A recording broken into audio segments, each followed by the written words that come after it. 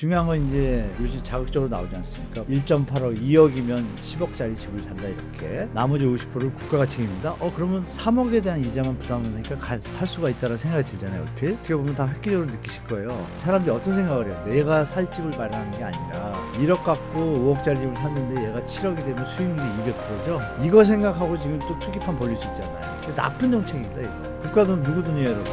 우리 돈이에요. 우리 돈 갖고 왜 우리가 우리 값을 올리고 일부 산 사람들은 이득을 보고 나머지 국민들은 또 피해를 봐요?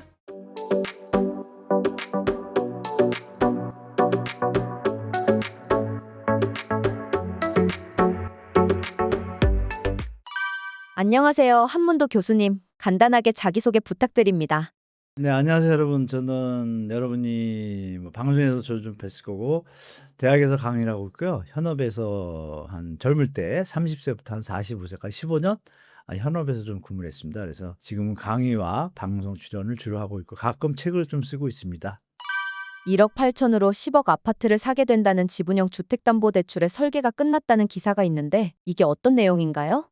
지분형에서 이제 좀 생소한데 내용이 좀 파격적이죠. 지분형은 예전에도 있었습니다. 그 수익 공유형 모기지 해가지고 박근혜 정부 때 나왔었어요, 물건이. 그래서 그 상품이 나왔는데 그게 결국은 자기 집이 아니라는 어떤 인식 때문에 좀 히트를 못 쳤는데요. 내용은 유사합니다.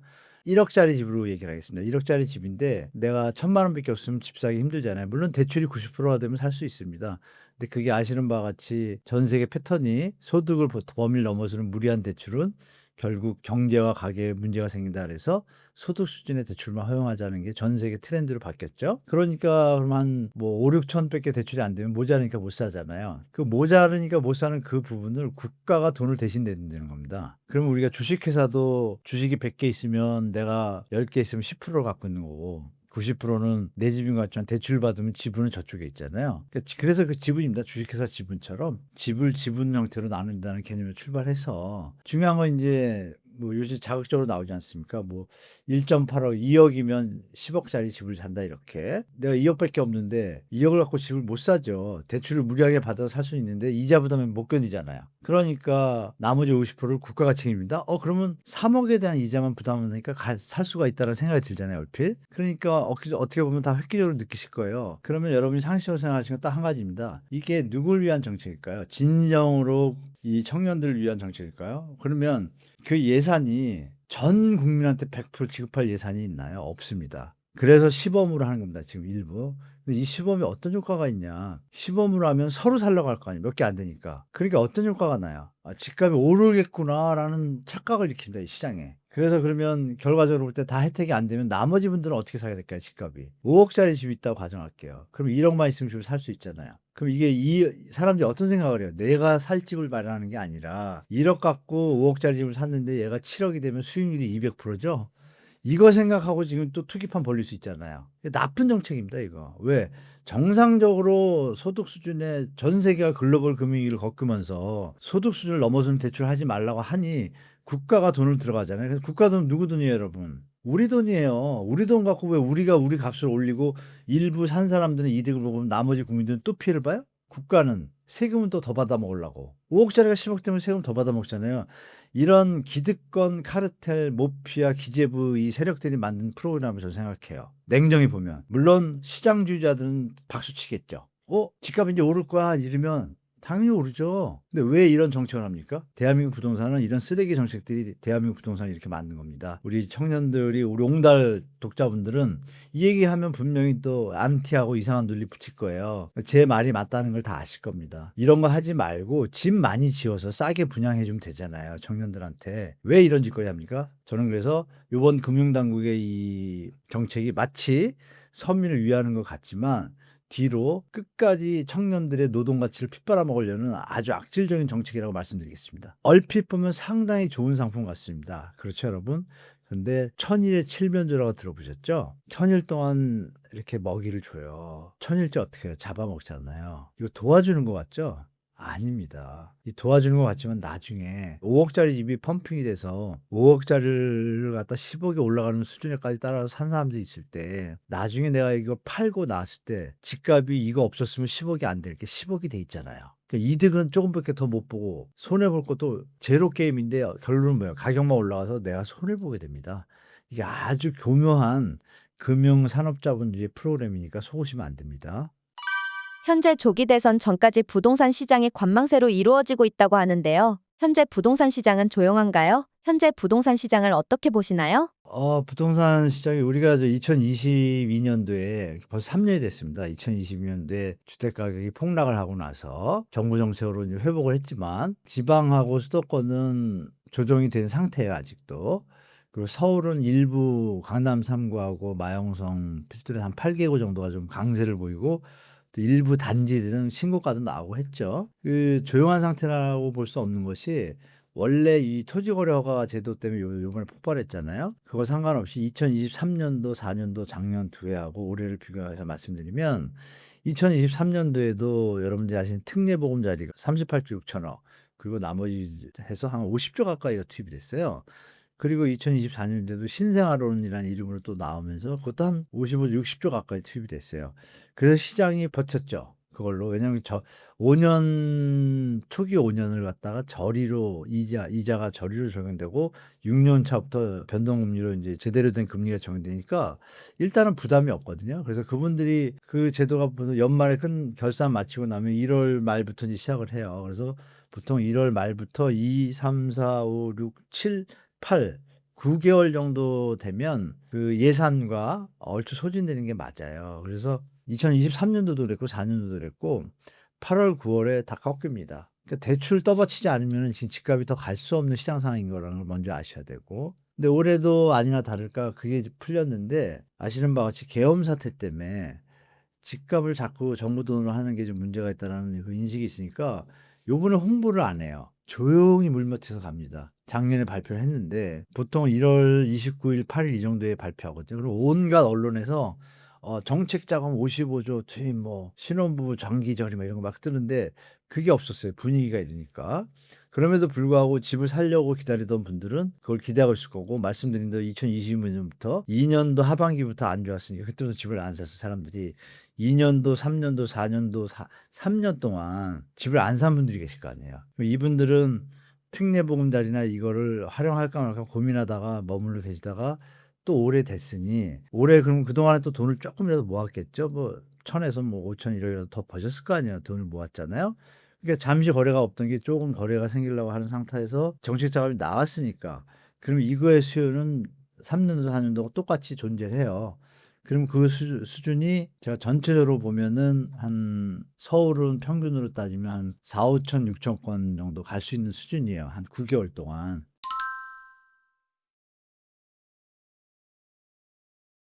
근데 저번 달에 거의 지금 오늘 날짜로 9천 건 넘어서 3월 달 거래량이 10,000건 넘을 것 같아요. 그러니까 서울시의 토지거래 허가가 풀어준 그 효과에다가 언론이 막 포화를 퍼붓잖아요. 집값 신고가 올라간다고 막 들썩대고. 근데 3월 19일 날 최상목 장관을 비롯해서 여러 기관들이 모여가지고 합동으로 앉아가지고 오세훈 시장 완전히 좀 면상하게 확대 재지정한다. 오세훈 시장은 스스로 오판해서 미안하다고 사과까지 했잖아요. 그럼 여러분이 판단할 게 이게 시장이라는 게 정책 대출 금리와 자금과 언론의 힘이 좀 작용한다는 건 맞죠. 분명한 사실이에요. 그러면 작년에 이게 안 먹혔지만 올해는 먹힌 이유는 말씀드린 대로 2, 3년 동안 모은 분들이 가세할 수 있었던 거예요. 서울이니까 특히. 서울은 그런데 그러면 그 현상이 나타나고 나니까 이제 수도권하고 지방으로 넘어가려고 하는 시기에 막 넘어가려고 그럴 때 3월 19일 날 딱 끊긴 거예요. 3월 19일 날. 그래서 3월 19일 날 발표하고 나니까 토지거래 허가 구역에 대한 그 지정 해제 뭐 이거는 시행은요. 발표를 하면 발표 뒤 5일 뒤에 시행이 되는 거예요. 19일 날 했으니까 3월 24일부터 시행이 됐잖아요.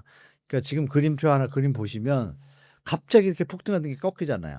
지금 시장 상황이 일단 꺾였습니다. 완전히 꺾였고 거래량이 4월 달 들어서는 확연히 바뀝니다.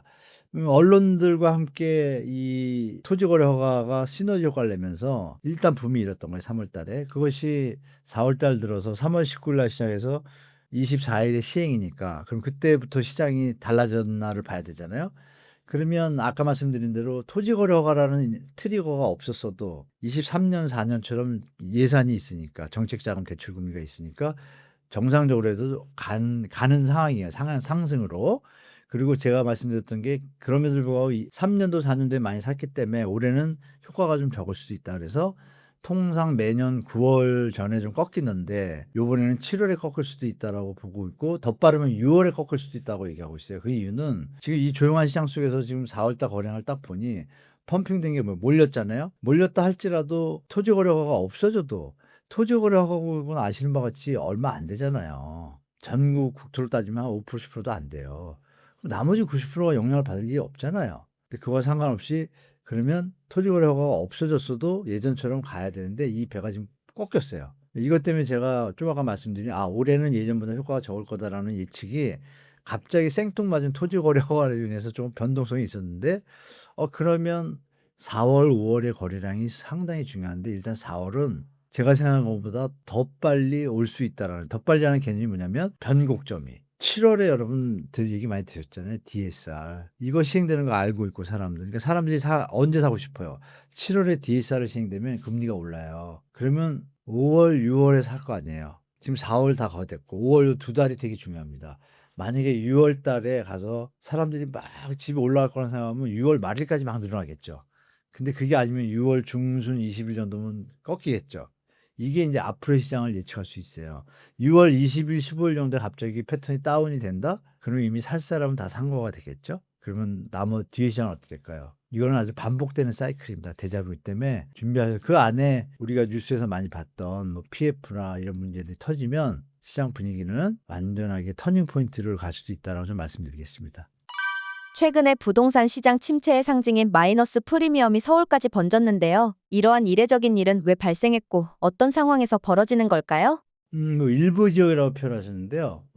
여러분들이 아시는 경기도 뭐 광명시는 사실 서울에 붙어 있기 때문에 준서울이라고 또 표현하죠. 그리고 일부 뭐 소규모 아파트나 홀로 아파트가 그렇다고 얘기를 하셨는데 물론 서울 강남은 좀 그렇습니다. 그리고 예전에 강북구 수유동에 땡땡땡 아파트가 고분양가로 인해서 할인 분양을 했죠. 마이너스 피라기보다는 거의 분양이 아예 안 됐던 거고. 근데 최근에 이제 송파 땡땡 아파트가 이제 분양을 했는데 분양할 때 청약률이 좋았어요. 되게 좋았는데 지금 마이너스 피란 말이에요. 왜 이런 일이 벌어질까요? 간단합니다. 분양을 할 때 기억은 나시겠지만 2022년도 그러고 나서 3년도에 분양 조건을 되게 완화했어요. 청약 조건을. 사가지고 계약금만 넣고 샀다가 뒤에서 사줄 사람이 있으면 생각해보자면 이 15억짜리다 그러면 계약금 얼마? 1억 5천이에요. 1억 5천을 넣었어요. 나머지는 중도금 대출 받으면서 이자를 내야 되잖아요. 사인만 하는 거예요. 돈이 안 나가요. 이자만 계산하면 돼요. 그럼 이자가 15억짜리면 뭐 그냥 대충 3천, 4천 나간다고 칠게요.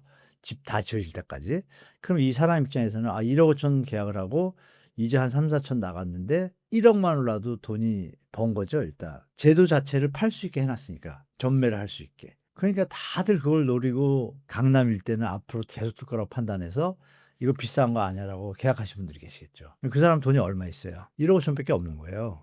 입주해야 되는데 잔금 마련해야 되잖아요. 잔금 마련해야 되는데 그 이자 낼 생각하니까 답이 안 나오는 거예요. 그 분위기를 보니까 안 팔리고. 그러면 계산 바로 돌아오죠.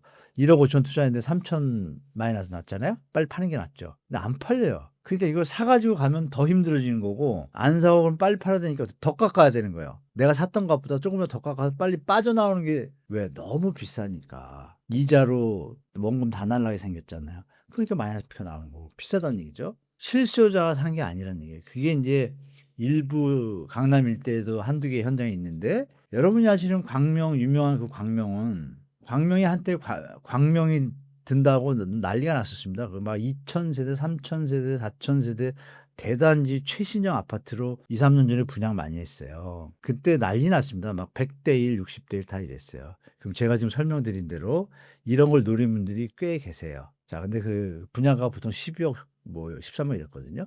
그 당시에 갑자기 폭등하던 시절이니까 분양가가 먹혔어요. 폭등하던 시기니까. 근데 일단 한번 꺾였고 그 사람들이 살 수 있는 사람이 있어야 수요가 존재해야 되는데 없으면 어떻게 살 사람이 없으면 이 사람들도 똑같이 생각하겠죠. 내가 들어가서 살아야 되는데 그럼 있던 집을 팔아야 되는데 아니면 전세를 한번 빼서 들어가는데 그래도 돈이 모자라. 나는 팔 생각을 하고 분양을 받은 거예요. 팔아먹으려고 돈 차익 남기려고. 근데 안 팔리니까 어떻게 해요? 계산기 두드리는 거죠. 내가 이거 이자를 갚으려면 현재 벌고 있는 걸 다 넣어야 되네? 내가 들어가서 살면? 그러면 어떻게 돼요? 무섭죠. 그럼 팔아야 되는데 안 팔리면 어떻게 돼요? 싸게 팔면 그 금액에서 끝나야지, 손해가. 그죠? 근데 그 금액이 지금 1억까지 됐습니다. 마이너스 피가. 신규 현장인데. 그러면 들어갈 돈이 없었다는 얘기가 증명이 되잖아요. 아니면 대출도 다 못하는 거예요. 이런 분들은 어쩔 수 없이 팔게 되는 거고, 그나마 여유가 있는 분들은 힘들어하면서 메꿔 나가겠죠. 근데 그분들은 또 어때요? 그럼 이자 돈이 많이 나가니까 내수가 또 안 좋아지겠죠. 만약에 그분이 자영업자야. 내 장사를 잘해서 돈을 갚을 생각을 했는데 나처럼 많은 분들이 이렇게 부채가 늘어났으니 자영업이 잘 될까요? 안 되잖아요. 이게 악순환의 시작이에요. 이 부동산의 블랙홀이 시작된 건데, 이게 똑같이 2011년도도 똑같았어요. 2009년도에 이렇게 청약 좀 풀어줬어요. 이렇게 분양 잘 돼요. 분양 좋았어요, 청약률. 11년도에 물론 그때는 저축은행 부도 사태가 있었는데요. 그 터지자마자 아니나 다를까 이 마이너스 피 아파트가 서울은 30에서 35%, 수도권은 40에서 45%다 마이너스 피였어요. 그때는 주스로 나눠졌어요, 아파트를. 산 사람이 바본 거예요, 분양받은 사람이. 그럼 여기 뭔가 시장에 리스크가 보이잖아요. 이게 시장의 현실이야. 그럼 현재 주택 가격은 뒤에서 정상적으로 사줄 만한 사람이 없는 시장이라는 얘기가 반증이 되잖아요. 그쵸, 여러분? 분양가가 높다는 얘기예요. 낮아져야지 거래가 있겠죠. 아니면 말씀드린 대로 3-4년 또 돈을 모아서 사든지 쫓아가든지. 그러니까 당분간은 그 수요가 없겠죠. 요런 시장이 펼쳐진다. 그래서 마피아가 지금 잘 안 나오지만 조금 있으면 뉴스로 이제 많이 나올 거다라는 걸 가을에 많이 나올 수 있습니다, 여러분. 요번에. 그래서 마피아 아파트에서 소식이 이제 나오기 시작하면 한번 유튜브에 쳐보세요. 생각보다 많습니다. 그래서 보도해 주셔서 많지 않죠. 왜 그런지도 제가 말씀 안 드렸는데 시청자분들이 잘 아시죠? 마피아 쳐보시면 유튜브에 어마어마합니다. 이게 앞으로 여기서 멈추는 것이 아니라 앞으로 증가한다는 게 문제입니다. 문제는 아니죠. 증가한다는 게 시장의 현실이니까 잘 판단하시고 접근하시기 바랍니다.